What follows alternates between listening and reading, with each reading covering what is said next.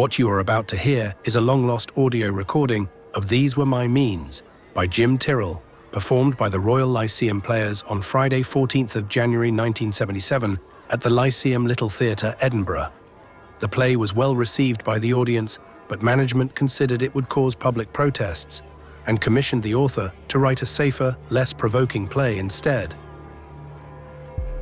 At the time, the situation in Ulster was bleak. Civil rights marchers were being attacked. People were forced to leave their homes. The British Army had been called in to achieve peace and was welcomed by nationalists and unionists alike. This didn't last. Soon there was an internment camp, Long Kesh H blocks, which held 2,000 prisoners without trial, shared by nationalists and royalists, where prisoners were intimidated, beaten and tortured. The writer took his inspiration from this and from the Irish Rebellion of 1798, when a non-sectarian leader, Theobald Wolfe Tone, reputed father of Irish republicanism, cut his throat rather than be hanged as a traitor. Also, the 1922-23 Cosgrove Free State government's execution of Republican prisoners without trial was historically notable. All seemed pertinent in a portrayal of a future Ulster where left-wing nationalists, in league with centrists, are in the majority, but the South wants nothing to do with them. The radical unionists have assumed power and are using extreme means to survive. But within their group are some who hanker back to the idealism of Tone, and who advocated a non-sectarian united Ireland with equal rights and representation. The play takes place in an interrogation centre near Belfast Harbour. In the distance, the sound of marching bands announces the arrival of Orangemen from Glasgow, followed later by a loud explosion as the ship is targeted. Flanagan is played by Peter Laird, Craig by Anna Barry, Spears by David Bannerman, Rona by Jeannie Giffen, Armstrong by Gregor Fisher, Soldier by James MacDonald Reed. The director was Mark Piper. An old barracks is being used to interrogate prisoners. A drill yard sweeps round the side of the building and can be seen through a window in a room used for questioning suspects. The room has furniture and fittings suitable for questioning and torture. A metal bed, a table with chairs, a tall cabinet with recording equipment and headphones, a section of wall with brackets to shackle prisoners. On the far side of the stage is a makeshift cell with a bed and chair. There is a wash basin with a small recessed mirror above it. A corridor separates the rooms.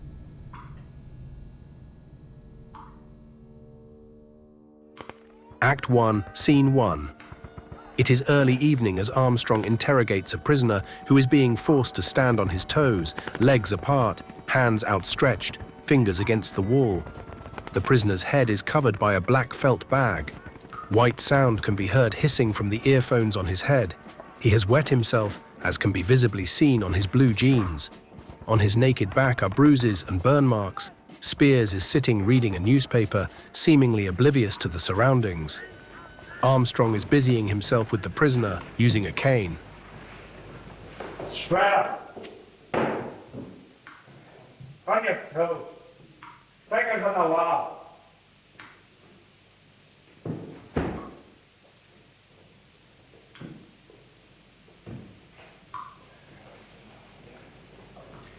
Says here there are 10,000 Orangemen on their way in Scotland. What's fucking use of them be? Can't fire them. They'll be sent to the front lines. Thus, as I've done, you put this end to your shoulder, you put this end in the general direction of the enemy, and with any luck at all, and another Republican breaks did this. Well, they might hit one or two before the Monday.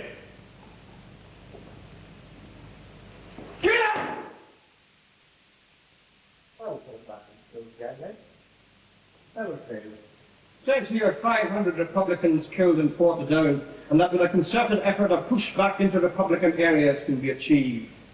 Maybe we should send the Scots in there, tell them that for their religion and country, a modern crusade, march into the mid-80s, behind fiery petard and holy Bible, for God and country. So you're called Catholic bastard. If I were you, I would treat your prisoners with a little more care. Might not be long before they've taken the whole place over. Not bad in 6 months for an army that was supposed to be made up of unemployable layabouts and social rejects. Ah, the Americans supply all the know-how in the weaponry. I've got Sherwood and M51s, M109 howitzers and M48s. And all we've got are dawn pegs and all that rubbish the British left when they pulled out. That's the price for independence. If we hadn't been so sure of our strength, Christ, we could take the world on. The red hand of Ulster became the iron fist. How can you share power with people whose prime intent is the destruction of the state? When you discover a nest of vipers, you destroy them. You make it rid of a few harmless grass snakes at the same time, but the end result is a stable, viable culprit. A stable, viable, sectarian quagmire. But you know you never remember about the like he did at night in the present state of affairs. Oh! Look at their flying herd! He's wet himself! Isn't a long day before he starts singing. The only sharing the treble you see were really prepared to have was 6 feet underground. Man, we shouldn't be in for saying less than you've just said. You know a family for treatment. Oh, shut that fellow here. Look here, you chaps, it's results we want. Evening. Ah, who's this? Has he talked yet? We want results. No, this was Flanagan. Oh, yes, splendid. This one should have a nice little tale for us. Has he talked yet? No. I was wondering all day. And how are things at the front then, General? Lieutenant Colonel. Colonel, not General. Oh. Not good at all. Not good at all. The enemy seems to get information about all our movements as soon as it's issued. We're able to make counter moves. We must find out their source. Information, it seems, is leaking from headquarters.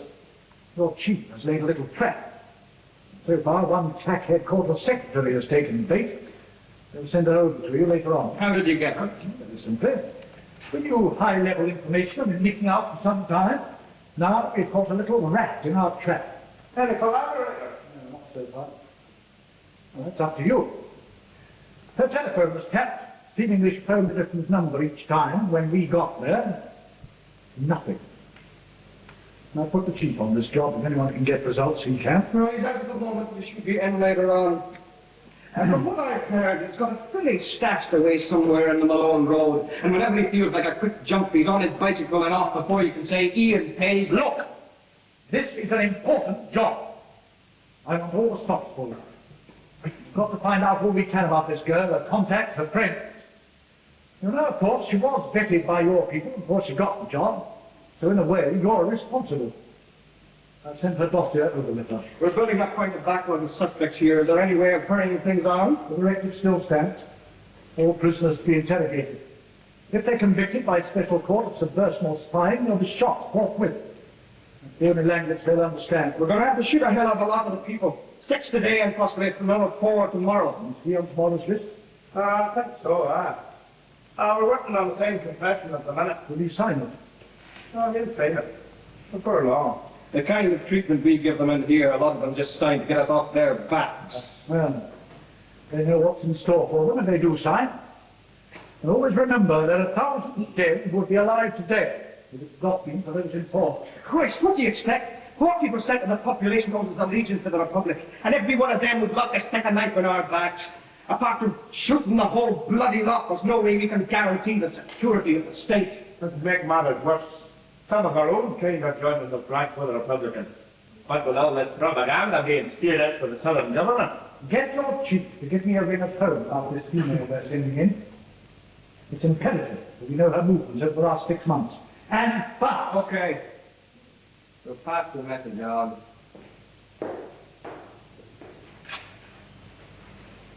You know that filly the chief is shagging out the Malone Road? What about it? Nothing. She just happens to be the Colonel's daughter, that's all. Not your man's daughter. Didn't you know? That's why she's been hanging about here so much recently. I wouldn't mind having a roll in the hay with her myself. I think she's given as much as you get, if not more. How's our prisoner coming along? Oh! I'd say he's about medium rare, Give them a bit longer. I like them well done. I'd say it's another for the wall tomorrow. Can you think of another word for exonerate? How many letters? Something, something, Q, something, something, something. No idea, no.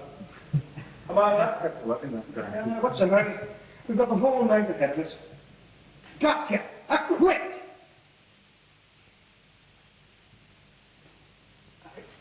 Push. Here. I thought you were talking to me. Nothing been for a minute. You're not there. Another word for exonerate as a quit.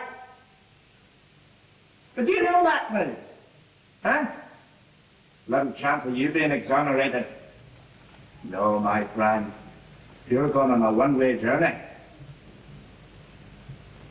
Do you know another word for spy? Do you? Eh? It's informer. Or how about, subversivist? Black man? Hey! It's time for talking. All right, I'll take him downstairs. They're sitting inside there. He's sitting here. Oh, sorry. Suit yourself. Give me a shout if you need any help. Have I heard that? I'll target this stage then. Rona is met in the drill yard by her father. He is unable to hide the concern in his voice. Rona is dressed in an overcoat to keep the chill out. Now, my dear, what do you think you're doing? Let's go and see the chief. Have some business to discuss.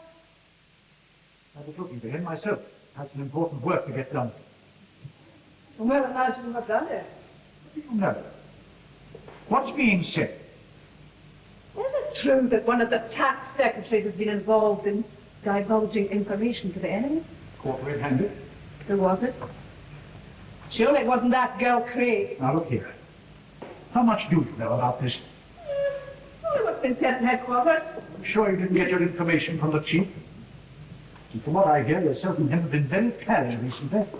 I've never liked that girl. There's always something about her. Too much an idealist. I could have told her to ended up like this. By your way of thinking, we could disband this counter-espionage unit and just use your charismatic intuition to select our staff. With the choice of men, friends, anything to go by, your performance would have left a hell of a lot to be desired. I wanted to see the chief on business. What kind of business could you have with the likes of him? Get a grip on yourself, girl. Don't you know the type of man you're dealing with there?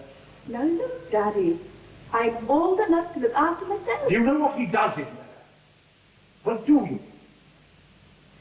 There's no method meant in physical torture. Like when I left, we got a prisoner spread eagle against the wall.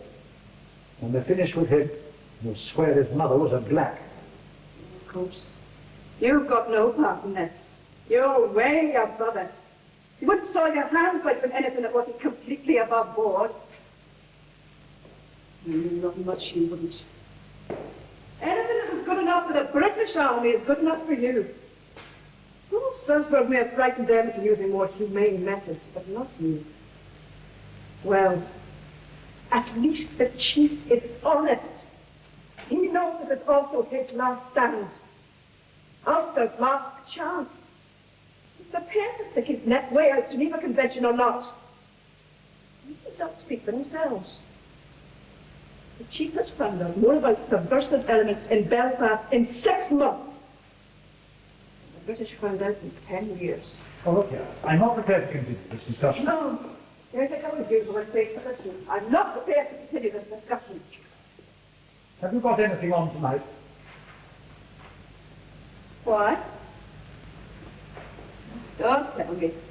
Not another of your high-ranking, low-Bedford get-togethers. Okay, if you wish. I'll take the minutes and make the tea. Thanks. I wouldn't ask you, and it's an emergency. So, I'll take you home just now. The chief isn't in anyway. By the way, where were you this afternoon? You weren't with him. Were you? now look, do you or don't you want me to help you tonight?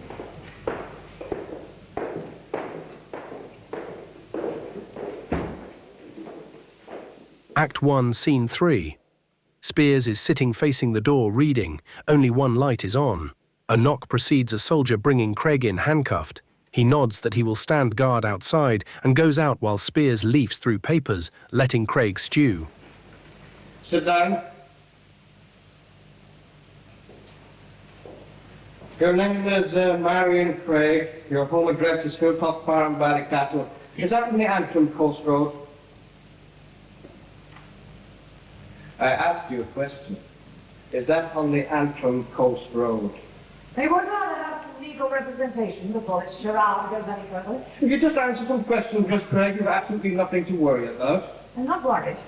I just want my citizen again. You're, let's see, 28 years of age, intelligent, efficient. University graduate, BA Lit, second class honours. You disappoint me, Miss Craig. A woman of such evident intellect involved in such activity. I've got nothing to say. Look, cooperate with us, and I assure you this will be a painless exercise. Be difficult, and we may have to lean on you a little. Understand? Look, we can have a nice cozy chat, or we can force you to talk. Either way, we get the results we want. That's all we are interested in. You must be joking. If you think you can sit there and threaten me, you've got another thing coming. I don't even know why I'm here. Come, Miss Craig, we wouldn't waste your time or our time if we didn't have any evidence against you. From what I hear, your experience in dealing with suspects could rate comparison with the Nazis during the last war. Look, Miss Craig, I'm doing my damnedest to make this as pleasant as possible. But it's true, you're SS men. Go on, admit it. We are agents of the state. We work within the state, and we confine our activity within a well-defined legal framework which is within our Constitution. You may fool the international press some of the time, but remember, I work at CAP headquarters. I know what goes on. So it seems, Miss Craig. And you have no scruples at passing that information on to the enemies of this state? Nonsense. I'm innocent, and you know it. Cooperate with us, and I assure you we will be as lenient as possible. My filing squad. Conviction by a kangaroo court. Judges, the paid lackeys of the state. You must be out of your mind. Our country is in a state of siege. We have had to resort to martial law. It is not the wishes of the majority, but there is nothing that can be done about it. Look, we're getting nowhere fast. I can't sit around all night passing pleasantries. Pleasantries? We know you have been passing top-secret information to the enemy. Rubbish. What we're going to get from you, my dear, are the names of your contacts and the resume of all information passed so far. You can't prove I've been passing information. I'm a loyalist. I was thoroughly vetted by your people before I got the job. Do you honestly think for 1 minute that we would have gone to all the trouble of bringing you here if we didn't have some conclusive evidence? Do you honestly believe that? Don't underestimate us, Miss Craig. Don't you underestimate me. I know your tactics. Pretend to have something in the hope of an admission. You must think I'm stupid or... You are directly responsible for the deaths of Congress councilmen, and you can sit there and give me that shit! Did you ever think of the wives and the children of the poor bastards you helped kill our men, did you? No. I suppose you have a free conscience. You probably thought a couple of thousand dead would mean peace in Ireland. You are mistaken. Ulstermen will never accept rule from Dublin. Never! Hysteria!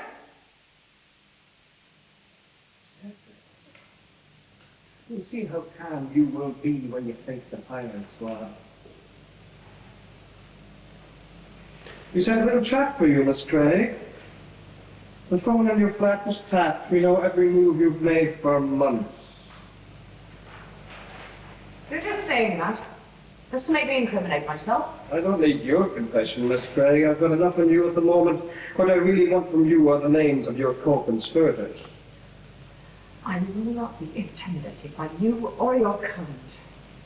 I will not say another word until my solicitor gets here. It's far, far too late for that now, Miss Craig. Far too late. Just leave me alone. You can't prove a thing. There's nothing you can do to me. No. Let's not take this any further. Just work out a statement detailing your contacts and I will put in a word for you. You're a young girl with everything to live for. Why throw it all away?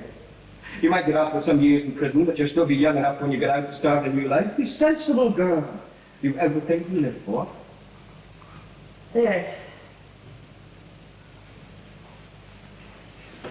You think we're playing games here or something? I'll show you the kind of games we are playing. Now listen to this, and try and wriggle out of it.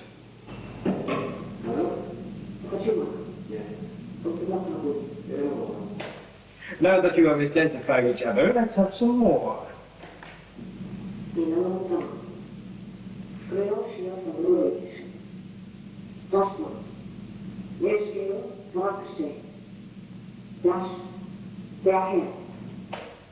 Those are map references.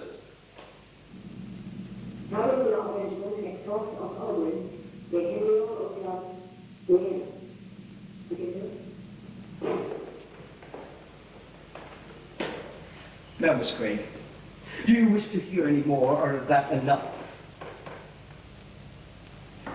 Let's see what Nurse will take. Another map reference, movements of heavy artillery, 10,000 Orangemen away from Scotland, arriving 2300 hours Friday. That's this evening, Miss Craig. Other map references. Called area to be destroyed, advise the evacuation of the same immediately, broadcast warning. Oh yes. Next contact Saturday afternoon at 41. What is 41, Miss Craig? What do map references 46/21 stand for? Oh, we can well guess. Troop positions. Are you going to give us a rundown, Miss Craig? Not talking. Oh, don't tell me now. Don't spoil our fun. Later. Let us work on you for a little while. The next time I ask you to write something down, you'll do it. I'm ashamed of you, Miss Craig. And you an educated woman, too. I refuse to say anything.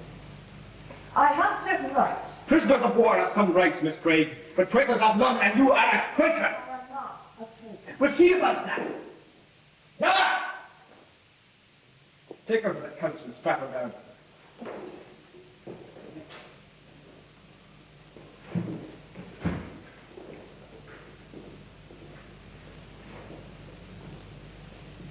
Oh, so this was the one from headquarters, huh?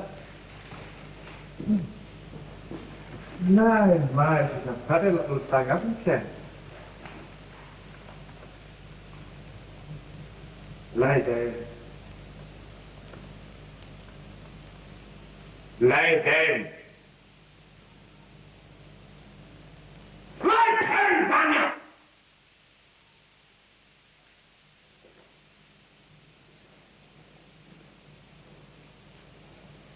Don't touch me. You do as you're told, mate. Take the fear, man. Who's got the keys?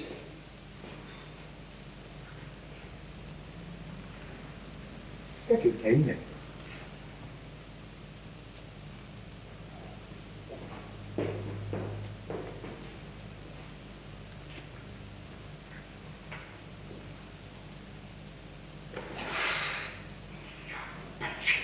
You stop it with that. You can't do this. You won't get away with it. Haven't done anything. Have I? Eh?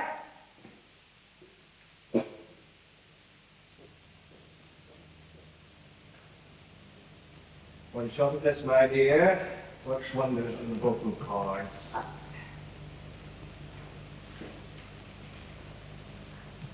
7, 8, 9, 10. Can you hear me? Yes. Do you know where you are, Mary? I don't know. Yes, I'm in a room. It is if I'm floating down. I'm your new contact, Mary, and I've taken over from Michael. Yes. What's Michael's last name? Oh, Connor, you should know that. Where does he live? Who? Michael. Oh, Michael. Are you right there, Michael? Are you right? Do you think we'll be home before the night? Marion, where's your coat book, Marion? Neil. Where's your code book? Is it in your flat? Right, Sir Michael, I dogged thee. Your code book. Where is your code book? Near to a kindly drive. You can speak in English, Marion. No one can hear us here. Don't like English much. We're supposed to speak in Irish. I can speak French and German as well. Jesus, man. Je parle français comme un vache espagnol. De Deutsch ist Sprache nicht Frau. What will you want us people in false, Michael? Now remember, Michael. Michael?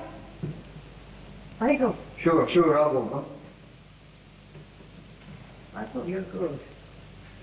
You're very good. When this is over, Yes. What is number 41? Oh, you know 41. It's the box outside the Malone Road near Old Forge Lake. Who are you phoning there? I'm phoning you, Michael. You should know that. Answer the coast is clear. Coast to coast, long distance. Do you know where I live, Marion? Old Park Road. What number? You should know your own number. Thank you for the birthday card. Where's your coat? Where's your coat? Is it in your flat? Did you hide it? Sure, ever see a monkey make its water? It makes it nice and clean. Takes about an hour and a quarter and you can't see his ass for speed. 45 strokes, 3, 47 drops, 27. Yeah. I'll never work it out. They're lucky, Michael. I love my mummy, my daddy, my God, and city the cat. We live in Ballycloster, Amsterdam, in the world universe. Quick, she's gone. Can't I confess? Oh, I confess to Almighty God, the peace of heaven and earth, and in Jesus Christ, his only beloved Son, love what it was to speak and fall, and on the stage, and Hail Mary, for the grace of half the ground upon its face. And therefore I beseech.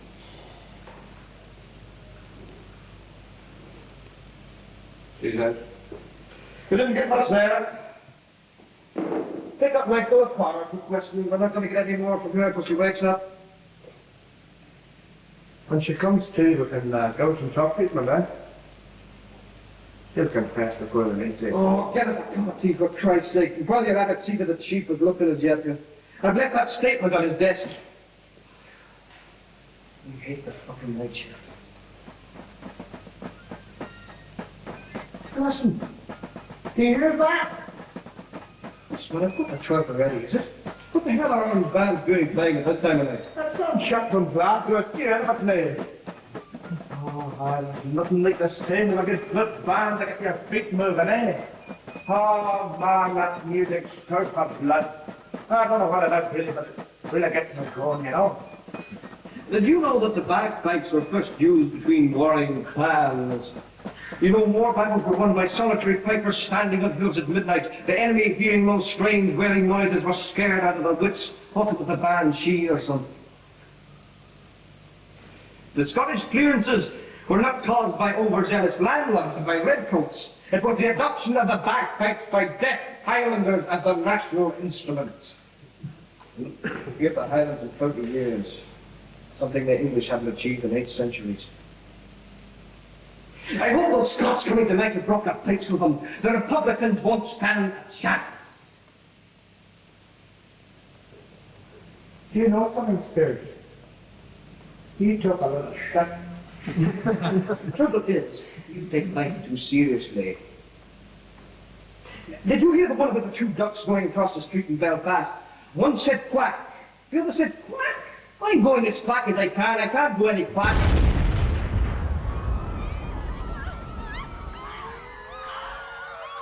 The bastards have named the parents with 10,000 people in that ship. Scottish ship. You're not like a Roman candle. I wouldn't like to be living in a falls or Rhine tonight. It'll be a hell of a piece of paper. That's handiwork. Act 1, Scene 4. Flanagan slowly walks backwards and forwards in a prison cell, reading and checking typed pages. His face is marked and his hair dishevelled.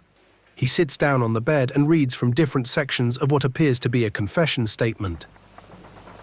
I, Roy Flanagan, the undersigned, have been a member of the professionals for 16 years. Joined when I was 15 years of age. I've been directly responsible for bombings in Belfast, Lurgan, Coleraine and London. I accept full responsibility for the deaths of 15 people caused by these explosions. have assassinated 8 people altogether. 7 Protestants, 1 Catholic. They include 2 city councillors, Roger Taylor and Willie Bell. The demise of... How's with demise? Richardson, a publican in the Shankill. Bell, a founderman. 2 Bells make more of Bale. And in an ambush, 3 workers from the shipyard. Anderson, Bennett and Nelson. Up the Republic. Murphy, a defector for refusing orders. Spent 6 years in prison in the South for the possession of arms and being a member of the Republican movement. Well, we got a medal now. Posthumously. Mint wings on it. My brigade commanders have been Toomey, McStephen, O'Reilly and Rood. The following is a comprehensive list of my colleagues in the movement. Act 1, Scene 5. In the interrogation area, Craig is strapped to a bed and has been given shock treatment. The electrodes cause her to involuntarily jump. Despite persistent requests from Spears, she refuses to confess. For the last time, tell us what you know about troop movements. Well, let's say that's it, please. Don't waste of time. She's not going to talk. Have they got Michael O'Connor yet? No, we'll send a squad out to London, No, not to worry. We'll get him tomorrow afternoon at the contact point. Let's cover some boy. You should pay for breaking the law. Well, that's enough. The chief can take it from here. You hear that there? The chief's going to have a little chat with you. And if you've got this has been bad, it'll seem like playtime when he's finished with you. Shut it! Couldn't we do it on the meantime? We'll leave her here just now. We're a little short of accommodation. We're stuck. We can put her in next door with Flanagan. He may have a chastening effect on her. He's from the gallery first thing in the morning. Has his family been contacted? No, they live in the city. I don't like the idea of putting a female prisoner into the mail, but I suppose it can't be helped. You go and get something to eat for the girl, and I'll go and see Flanagan. Flanagan is alone in the cell. He farts.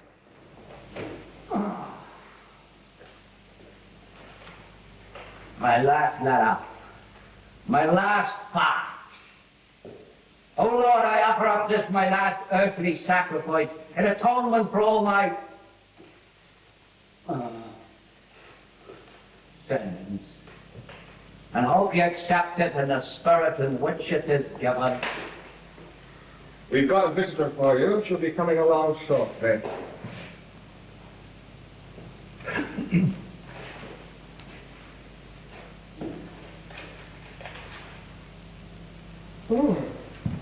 CBS School in Belfast. Select after all levels in Irish, English, Maths, History and Geography. All! And special merits in Christian doctrine. Should come in handy now. First name term is with Peter, you know. Won first prize in debating. The only Catholic ever to win the Murray Shade. Your wife and 2 children live in Monaghan. Boy and girl, boys 3, girls 5. Your wife is a primary teacher. Uh-huh. Your father and mother were assassinated by the UVF in '75. God have mercy on us all. Your conviction in the South had been announced the day before. Yeah. In those days, we were put in jail in the South for being a Republican. We were regarded as a threat to the state. It just needed the word of a senior police officer. Up here, they got wind of my conviction and my parents got it. Still, us haven't been found yet. Surprise, surprise. You need anything? How about your radio? As it's your last night. Why not? You wouldn't like a priest, would you? Mind you, when you see the visitor we've got lined up for you, I don't think it would be advisable.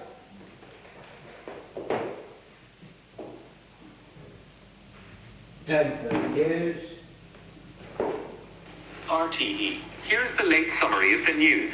A missile attack this evening resulted in the sinking of the Cairnryan ferry as it docked in Belfast. The The full extent of the casualties is not yet known. On board was a reported 5,000 Scottish Orangemen who had enlisted to support the Northern Irish Loyalists' minority government. This is in opposition to a left-wing nationalist majority seeking unity with the South. The Dublin government remains steadfast in its opposition to joining the nationalists. They believe this would lead to a socialist takeover of Ireland. This is against the wishes of the majority in the South. Tonight, as battles rage throughout the North, large numbers are crossing the border seeking refuge, putting added pressure on the Garda and local communities. It is estimated that 20,000 have crossed in the last 2 days. The Taoiseach stated tonight that Britain's role as mediator in the crisis is suspect by allowing free access of British subjects to Northern Ireland, with the sole purpose of joining with the Loyalists. They are jeopardising any possibility of peaceful negotiations.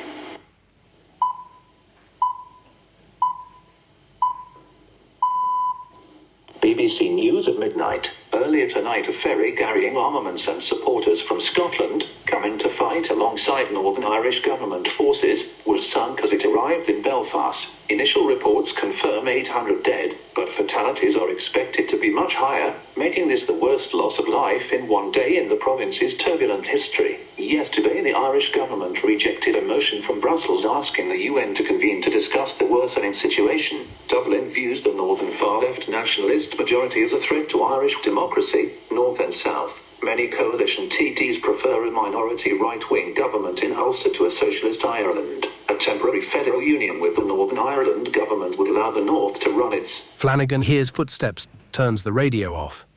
Craig is roughly pushed into the cell by Armstrong. She stumbles and falls and is helped on her feet by Flanagan. She sits for a few moments, then keels over. Spears watches intently. Sorry we have to do it with you like this, but we're very short of accommodation. You hear that? We're making a cut with the Republican bastards for all tonight. Man, can't you see it's at last night, Neil? Give him some peace. I've contacted the priest for you, but the way things are tonight, I wouldn't put much faith in his coming. Thanks, but you owe me nothing. Just the same. Is there anything else? No, I've got all the home comforts I need here. Coloured TV in the corner, deep piled luxury carpets on the floor, period shades long, 7 hours to let. What more could any man ask for?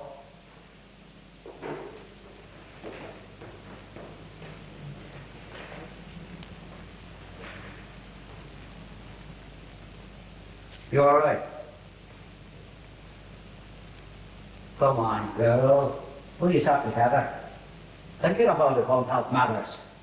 Is it true? What you said just now about having 7 hours to live? Yes. But don't worry about me. I've had a good innings. By the law of averages, I should have been dead years ago. If I hadn't landed in here, I'd very probably have blown myself up eventually. How about you? What's your name, anyway? Marion Craig. Yours? Flanagan. Right. Can we shake hands or something?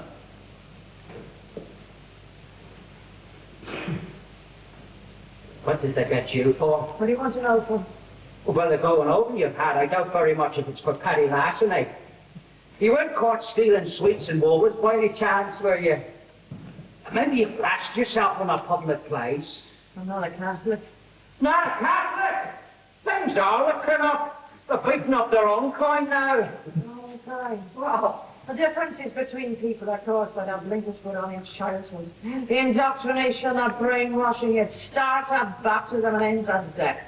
Separate churches, separate schools, separate jobs, separate graves. If you aren't brave enough to cross the sectarian bar, you're ostracized by your family and friends and excluded and treated with suspicion by others. They've even got separate hospitals in this country, would you believe? Oh. You didn't know the anatomical makeup of a Catholic differs from that of a Protestant. How? Well, for one thing, we've got more guts. It's an accepted fact. We also have an extra heart that's kept in our mouths. Every time there's a knock on the door in the middle of the night. Very handy. Oh, things are changing, they must. There must not be another sectarian state, another victory for the Holy Roman Irish Empire. I can imagine the first words in the new Constitution. The country shall be free of all religious domination. And by Jesus, Holy St. Mary and St. Joseph will keep it that way.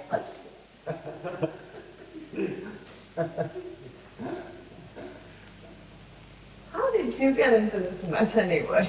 Oh, I'm one of the old campaigners. A United Ireland, nothing more, nothing less.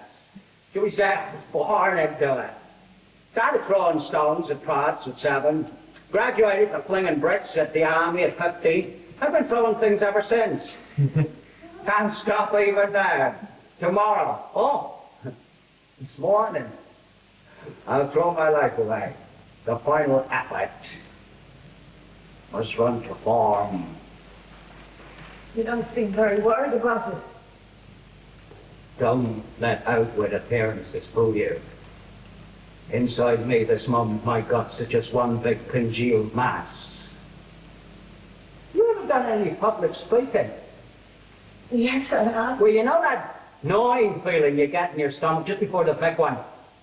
Well, it's like that. But a million times worse. You're a very brave man. Yeah. Very brave man.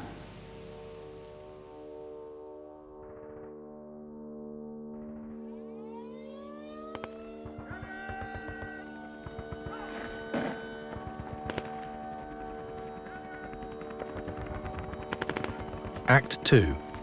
Scene 1. Spears is asleep. His back is to the door of an empty interrogation room. He doesn't hear the knock. Rhonda tiptoes in behind him. She puts her hands around his neck. He jumps up, very startled. Christ, don't do that. My heart. It stopped. It stopped. Quick, give me the kiss of life. Hey, that's not enough. That's all you're getting. You must learn to control these animal passions of yours, Mr. Spears. Would your wife say to you that Catherine Young defenseless woman? Oh, my wife doesn't understand me and you come all this way to see me. You just want my body, don't you? Oh, Flanagan, you see right through my little fly. I just wanted to take you away from all this.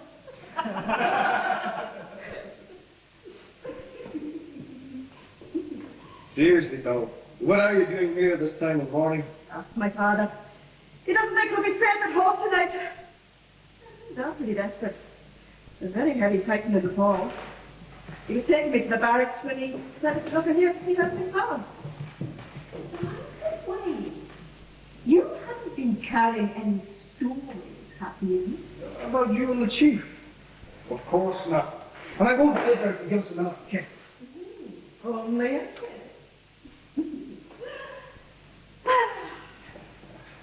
You really torture people in here?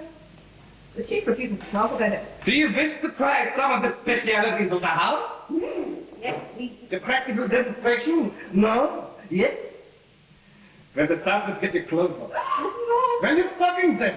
I just didn't hear it. How am I supposed to demonstrate it? Take your shoes off then. No.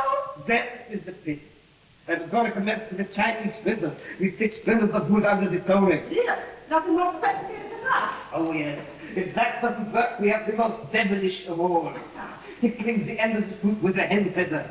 We have tried all types of feathers, but the hen feather definitely is the best. Right, hand feather. We find that the hen feathers make them turn chicken quicker. That's why this doesn't work. We have the most barbar culture of the world. He let out villain Christmas and sex with Armstrong. At this, they start laughing and end up helpless, unable to talk. Then Armstrong comes in and they continue laughing at his expense. Here, you punch out.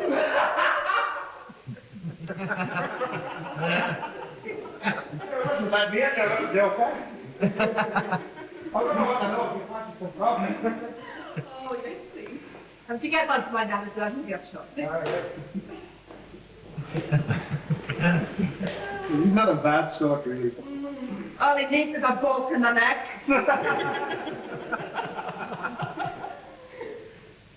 You never think there was a war on there, would you? Do you know how to make a bolt for the door? No? How'd you make a bolt for the You door? kick a provisional in the arse and he'll make a bolt for the door. Come on, show me some of your real talk techniques. Would you like the practical demonstration? Why not? Spears puts a felt bag over Rona's head. Right now, against the wall here.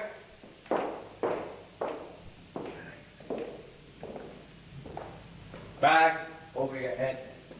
Legs apart. On your toes. Fingers touching the wall. Earphones on. I'll keep the sound low and see how long you can bear it. Before I finish with you, you'll have told me all about your sex life. Rawlings, Rona's father, comes into the room. He thinks the girl with the bag over her head is prisoner Craig. And she hears what you were saying. Look, we've got to get a confession out of her tonight. We've got to know what the enemy knows. No point whatever. There are no buts about it. I want to know everything. Rawlings goes to the sound equipment, turns up the sound. Rona turns suddenly and takes her earphones off, not realizing her father is in the room. Okay, I'm hello. Rawlings motions him to be quiet. At the tender age of 15, I seduced my first man. She didn't have a chance. Okay, that's My daughter, damn it! What's going on? You don't even do it. This is outrageous. It's quite the fact the first effort to grasp people. I'm very quick to develop different techniques. Get over Spears goes to Rona and takes off the felt bag and earphones. Her father gets flustered and storms out.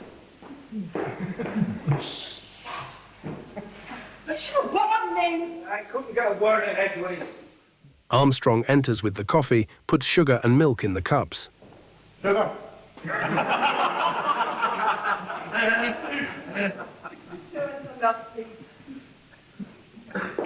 What do you do now? Like my father could drive me home. It looks like I'm stuck here for the night. Just wait for Chief. I might not be in for some time.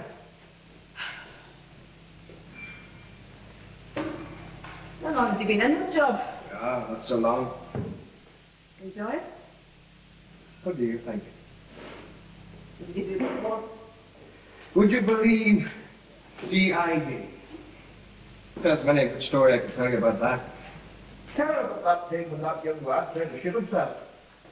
Oh, yes. One night I had to go out and make an arrest in the falls. I knocked on the door, no answer, so I kicked the door in. There was this boy, no more than 14 or 15, sitting on a table with a gun in his hand, pointed right at me. Jesus, I had such a fright I froze. Couldn't move. Do you know what he did? He put the gun to his head and pulled the trigger. Click. I grabbed the gun from him and asked him if he was trying to play Russian roulette or something. You know what he said? I'd rather kill myself than allow you bastards to take me. Now, isn't that a strange type of reasoning? Instead of shooting me, he was going to shoot himself. Must have thought we were invincible or something. What's Russian roulette? And I'm just,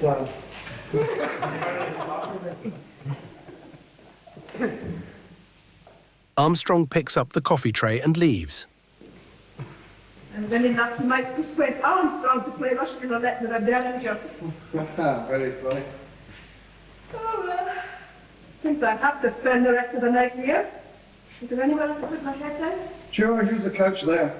I don't think we'll have any more customers tonight. Oh, do you have anything I can keep myself warm with? No. Unless you'd like me to turn on our electric blanket. No, thanks. Back to work. Spears? Uh-huh. Spears, what do you think of the Chief? Is he really as bad as they say? You should know him better than me. You're his girl.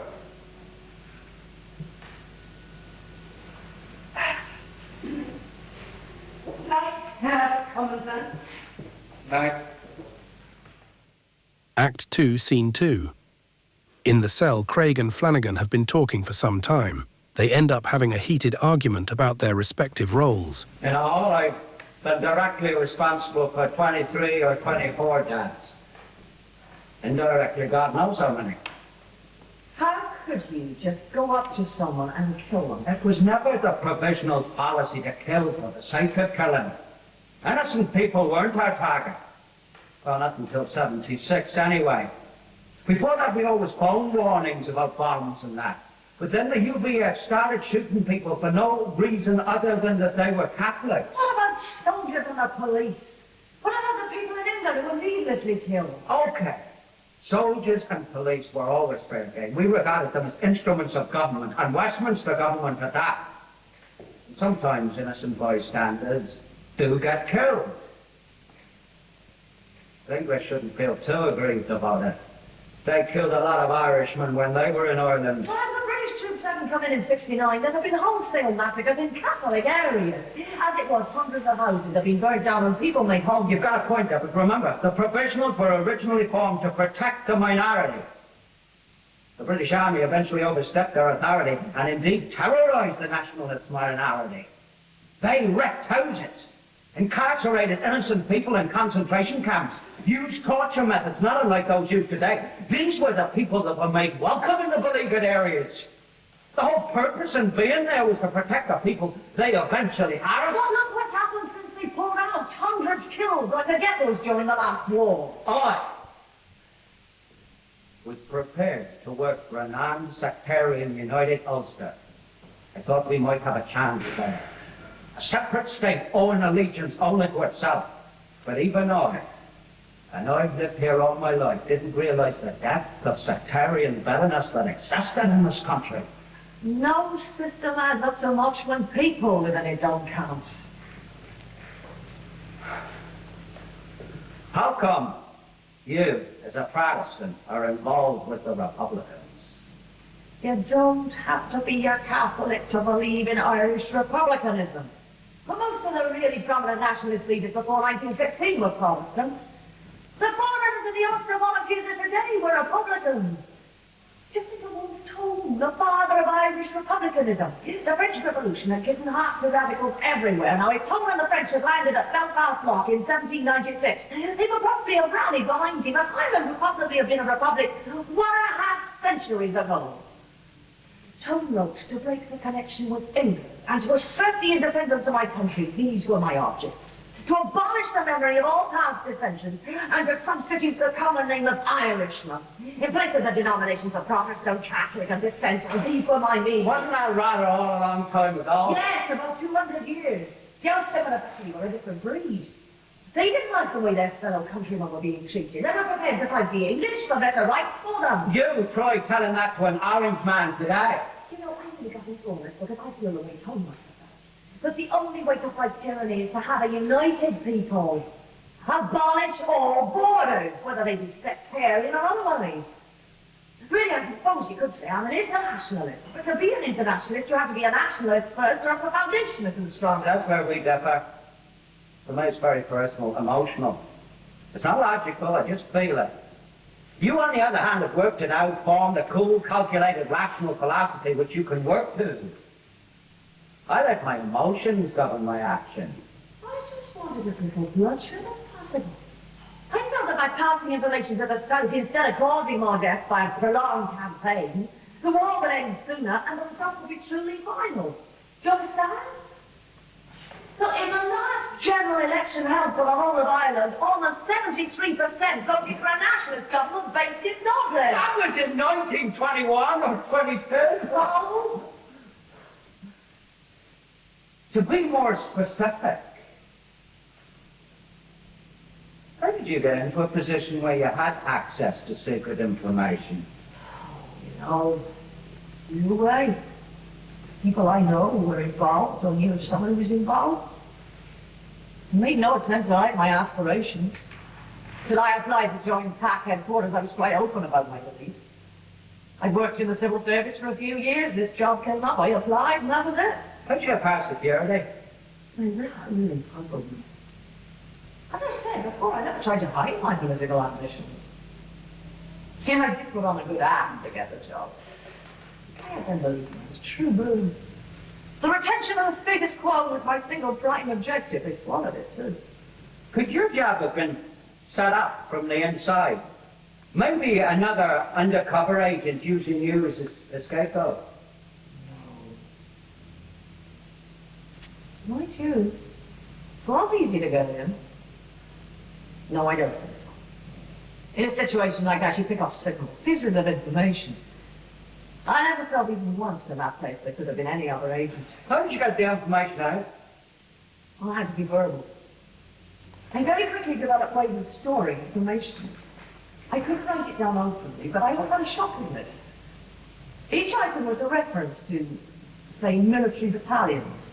For instance, butter would be the 1st Battalion, sugar would be the 4th, and so on. When I went back to my flat, I just had to look at my new list to remind me of all the troop movements and positions, and then I just passed the information on. How did you get the information to the other side? Very easy, prearranged phone calls, always in different sequences. Foolproof idea. How do you caught? I started getting lazy. As more and more outside phone boxes were destroyed, I had to fall back on the phone in my flat. That was taped on a security check. Somehow they got suspicious that information was leaking from headquarters. Then you didn't have any direct contact with the Republicans? I wasn't supposed to have. The whole thing was set up.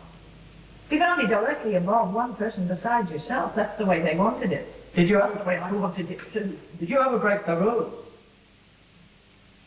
Yes. Like everything else, their personal contact soon became very personal. I had to have somebody to confide in.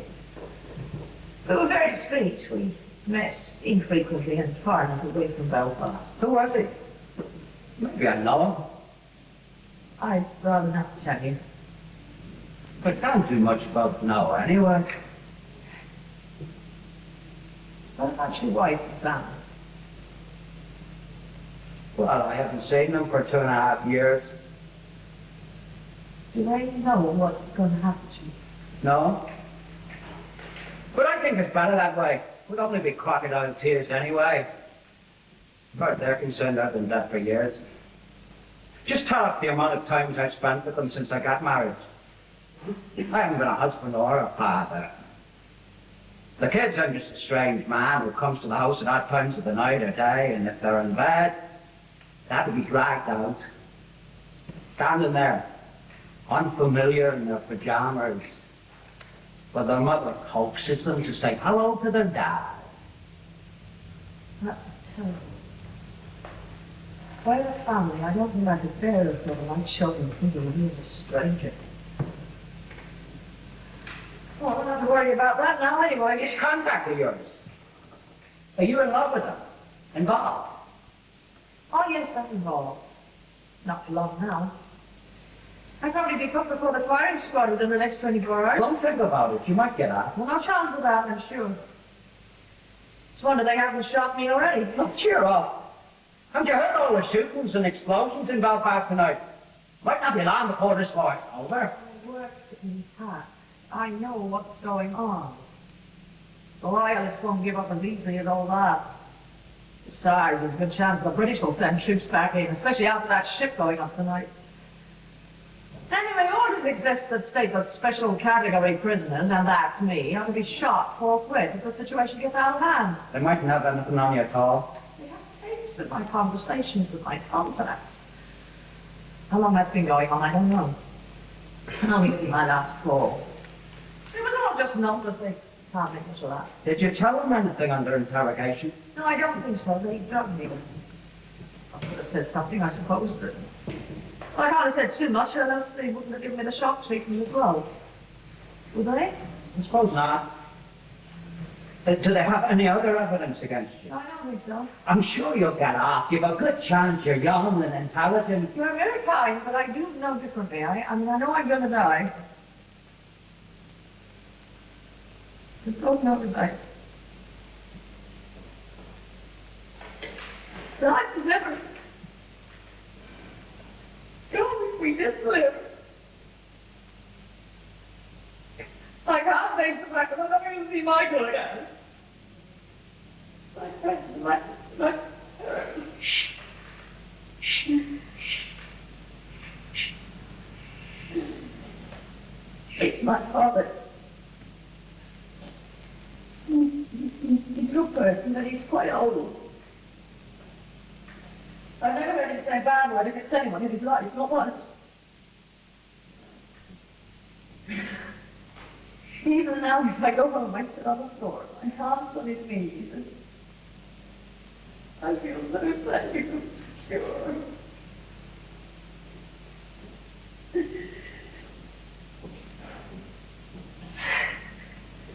We used to go for long walks together on the headland and look out to the sea. I even almost reach out to Scotland. Now, clear day. Any other family?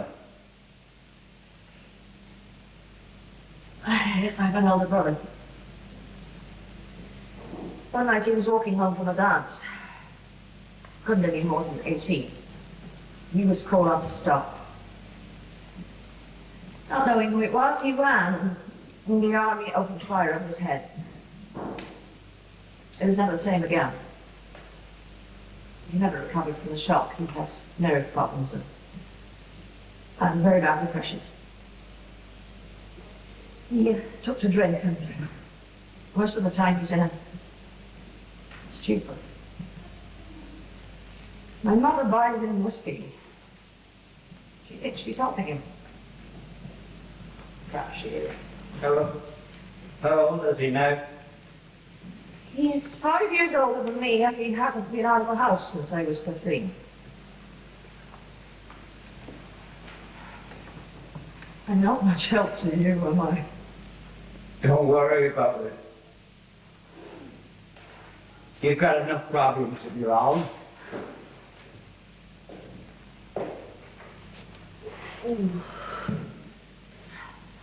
You're a silly wee lassie, getting yourself involved in something like this. Flanagan kisses her cheek. She falls asleep in his arms. He holds her for a few minutes, then gets up, laying Craig on the bed. He paces worriedly up and down the cell. Lights go out. When they come up again, Flanagan is sitting on a chair with his ear to the radio. Craig stirs and wakes up. She looks at her watch, realizes Flanagan hasn't long left to live. Don't worry about it. Do you know, I've been dreaming about old Tom. No, it's true. He was in a cell the day before he was hanged. He could hear the hours being put up outside the window. And he kept saying to himself, "They can't hang me. I'm a French officer. I served under Bonaparte." And then he took out a penknife and he cut the artery in his throat. There was blood everywhere. And when the guy came in, all he said was, "I'm sorry I've been so bad at anatomy." And then he died. You know, when I was in jail outside, we had a right bastard of a prison officer. He used to tell us if we ever wanted to cut our throats, to hold our heads down. Seemingly, if you hold your head up, you can't cut the artery properly.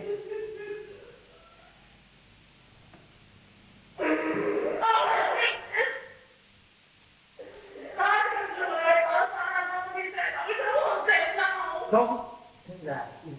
No, I know what's going to happen to me, I know. Oh, why? Why?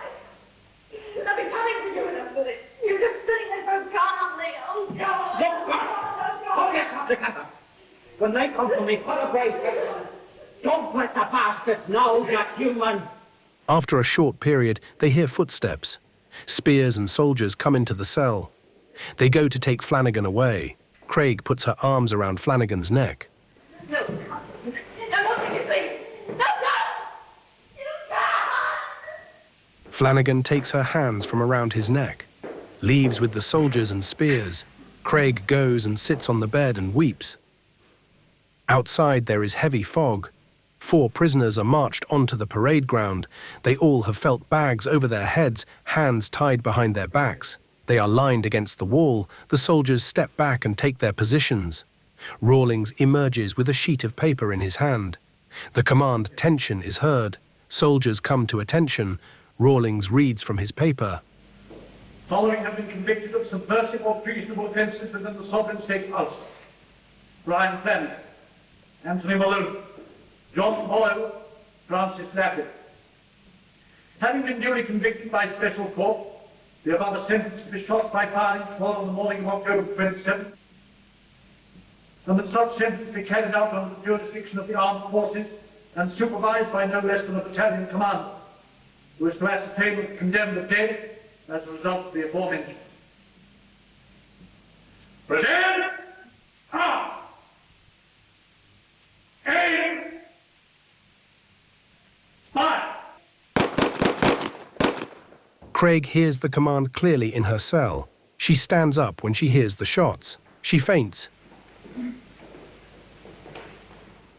Act 2, Scene 4. Lights come up in the interrogations room. Rona has been woken by the shots. The character known as Flanagan comes in. He seems to be changed in stature. He has washed his hair, looks fit. He is putting on the uniform of the secret police. He has a cup of coffee in his hand. He puts the cup on the table, buttons his jacket, half turns and sees Rona. What the hell are you doing here? Nice and welcome. Right. Sorry, I've been walking. Just give myself a wipe. Oh, I'm bloody shattered. I came to see you last night. Oh, did you? What a waste of time. Must not give you trouble. No, not really. Is that girl from Park HQ? Craig, Yeah. you give you a lot of trouble. You want me to get this tape edited for you? No, leave it. There's nothing on it. The girl knows nothing of any value to us. I've got to hand it to you, your performance last night. What? Your performance last night, you had me almost believing you were Flanagan and I interrogated the bastard. What's your language? There's a lady in the company, isn't she? It's the Colonel's daughter. Trying to make it right somewhere. All right. Off you go. Call and see you before a moment. Your performance was good, though, last night. They were dishing out Oscars for performance. One thing you learn in this game, Spears, is that there are more ways than one to skin a cat. Now, last night we were trying to get some information. Now, if we were just looking for one of our confessions to be signed, you get me? Yeah. Mind you, I don't think the Colonel is going to be too pleased. Fuck the Colonel. The bastard had any brains, it'd be dangerous. But still, it's results he wants. Speaking of that, we were just remarking on the efficiency of the executions carried out this morning. Good show. I'm very pleased. Now, if we can only get organised those courts to convict a little quicker, we'll soon be free to carry on with proper military matters. Anyway, there's no need any longer to send all prisoners for trial. If you're convinced they're involved in espionage, just add them to the list. I'll sign the papers. It'll be perfectly okay. I was wondering how long it would take to get round to this stage. First the abolition of the jury system, now the abolition of the courts. You're going to act as judge, jury, and executioner. A temporary measure, of course, just to expedite proceedings. This was decided at a meeting last night. With the further advance of the Republican forces, we really have no option but to rush things through. The disadvantages of the judiciary system are self-evident. How can you have secrecy for a start? Jurors can be intimidated. So can prisoners. Human nature being what it is, a good advocate, the jurors will soon question their own morality. A really eloquent advocate will impose a juxtaposition of roles. The jurors end up the accused and the prisoner gets exonerated. No.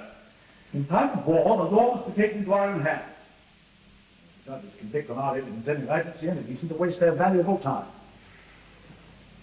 These people, these traitors, their sole purpose is to overthrow the lawfully elected government of this state.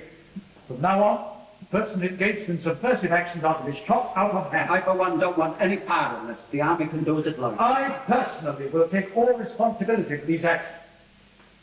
I can assure you I have the backing, mind you, unofficially, of the government on this. So you really have nothing to worry about. Judge, jury, and executioner all rolled into one neat little ball. Excuse me, Chief. Mind if I leave the room? I want to be sick. Spared. Would you say to Craig? Anything she wants. Now, Craig, what information have you for me? Done a thorough job on her. Unfortunately, our contact with the enemy was only one way. All I can say is, I don't think you'll have any more worry about leaks from headquarters. I'm sure. She was interrogated continually for 12 hours. I don't think we'll get any more from her. Good, good. I'll arrange for the execution immediately. No point in keeping her over until tomorrow. We'll demonstrate to those people, for once and all, we need business. Look, just hold on a minute. There is question whether even the present tribunal would convict. Are you sure she passed on information? Yes! That is good enough for me. I'll go and get the necessary papers.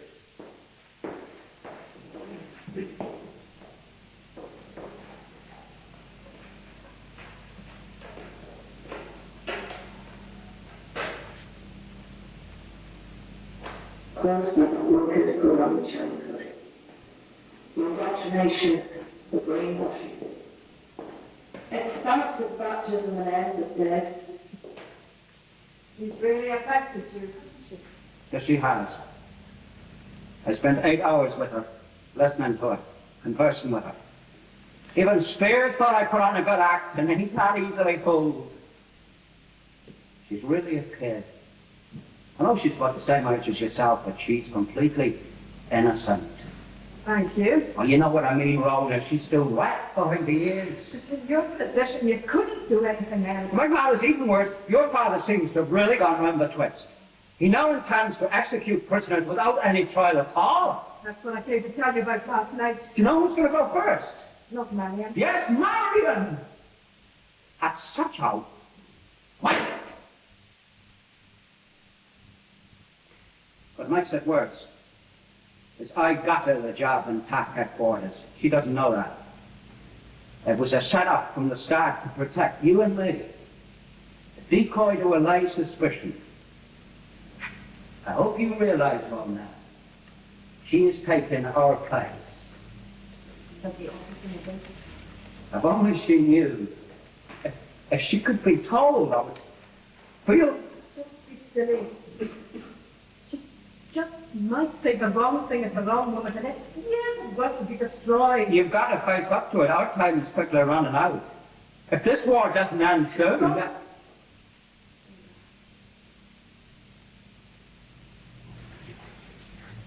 We've got to get back to headquarters. I've a copy of last night's minutes. Is the way of getting them out still safe? Yes. What would your father do if he ever found out? Rona takes papers from her bag. She is handing them to the chief when some fall on the floor. Footsteps can be heard in the corridor. The chief hurriedly pushes what papers he has in his hand inside his jacket. Both try to pick up the documents from the floor at the same time. Rawlings enters and picks up the remaining papers. Rona and the chief think they've been found out. Oh, you still here? It's Craig's warrant. Is this somebody's confession? I've got to hand that girl Craig. She certainly has spunk. Oh, yes. Great statement. You'll be taking her out shortly. Rawlings puts Craig's death warrant on the table and leaves. Jeez, that was a close shave. Was this her confession? I haven't seen it before, but it's got her name on it. Must have been on the table all the time. I can imagine Spears' reaction to that. I would imagine, despite the fact that it's a physical impossibility, it's a fair comment. Well, but to hand it to Craig, once again, she'll save our next. Act 2, Scene 5. Spears and Armstrong enter the cell. Craig is still recovering from Flanagan's execution. Spears has a notepaper and a pen in his hand. I came to see if you wanted something to eat. No, I don't feel like anything. Were you there when Flanagan was shot? Yes? He died bravely. Oh, well, much braver than that. What do you mean? Well, shall we say he talked, huh? That was Hamilton. Hamilton? Yeah, Hamilton I wanted to know. He had some idea that he would disturb his turn informer. I can't believe that. He seems so sure. I don't believe you. Well, who else could the chief have impersonated him so well? What do you mean, impersonated? Oh, I'm sorry. I thought the chief would have told you that. Flanagan. How could he impersonate it from then now? The chief used Flanagan's notes to make you believe he really was Flanagan. Well, I trusted him. I felt sorry for him. I told him all about my family, and I think I spent the night here with a man like that. Look, we have our job to do. It's not nice, but these are desperate times. If it's any consolation to you, you didn't divulge anything we didn't know already. How did you know that? Oh, Christ, that's self-doubt. Your entire conversation was taped. You're wrong!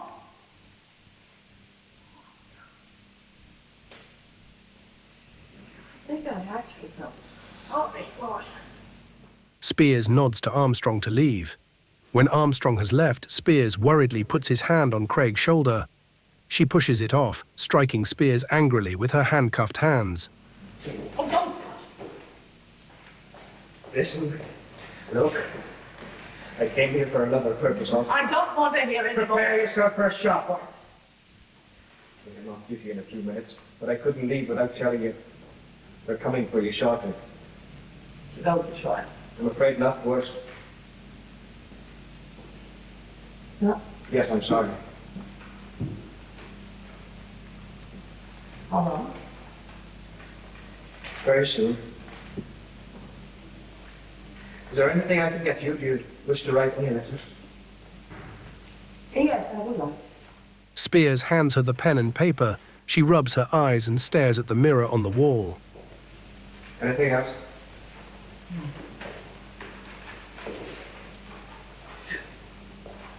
Would you like me to stay with you until they come? No, I'd rather be alone. It's no trouble for me to But stay. it's fine, I'd rather... After Spears has gone, Craig goes to the bed and starts to write. After a short time, she drops the paper and pen on the bed, goes to the mirror and manages to pull it off the wall. She looks at herself, then stamps on the mirror. She grabs a broken shard, goes to the bed, pauses, raises her head and cuts her throat. Lights fade. When they come up again, Craig is lying on the bed unconscious. A soldier and Rawlings enter. The soldier instinctively applies pressure to her throat to stop the blood flowing out. Rona and the chief enter. He goes to the bed and feels for a pulse. I should have guessed this would happen. Get her to hospital quick. What am I going to do now? How the fuck do I know? Do you want us to take her out and hold her up while you shoot her? Or do you want to shoot her here right now? Get a stretcher. Rawlings leaves. The others help put Craig onto a stretcher that the soldier brings in. Spears and the soldier carry Craig out. Let's put it this way. The chances have infinitely improved over the last 15 minutes. Depends on how much blood she's lost. I should have come out of her. There's some time before she's out of hospital. And then it might all be over. What's that? The chief and Rona stand dejected, staring at the bed. The chief goes to the bed and picks up the blood-stained paper, recognizes Wolfe Tone's last words, and with feeling reads. Abolish the memory of all past dissensions and to substitute the common name of Irishmen in place of the denominations of Protestant, Catholic and Dissenter. These were my means.